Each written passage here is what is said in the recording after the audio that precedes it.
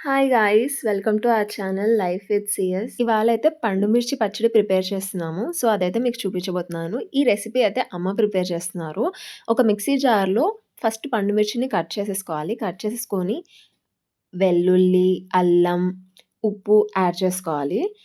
Recipe అయితే చాలా క్విక్‌గా అయిపోతుంది. పెద్ద టైమ్ టేకింగ్ అయితే కాదు. ఇది నిల్వ పచ్చడియే. మనం ఇందులోకి నిమ్మరసం యాడ్ చేసుకోవాలి. ఇప్పుడు నిమ్మరసం యాడ్ చేసేసుకొని బ్లెండ్ చేసుకున్న తర్వాత అయితే ఇలా కనిపిస్తుంది. సో, ఇప్పుడు మనం తిరువాత యాడ్ చేసుకోవాలి. ఒక పాన్‌లో ఆయిల్ వేసుకొని, జీలకర్ర, ఆవాలు వేసుకోవాలి.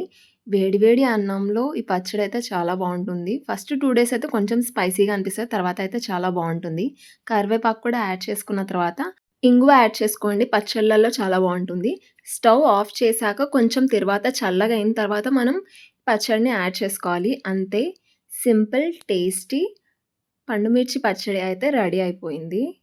నెక్స్ట్ అయితే కేక్ కట్ చేసాము. రీజన్ ఏంటంటే 100 సబ్స్క్రైబర్స్ రీచ్ అయిపోయాము. Thank you so much subscribe చేసుకున్న వాళ్ళందరికీ.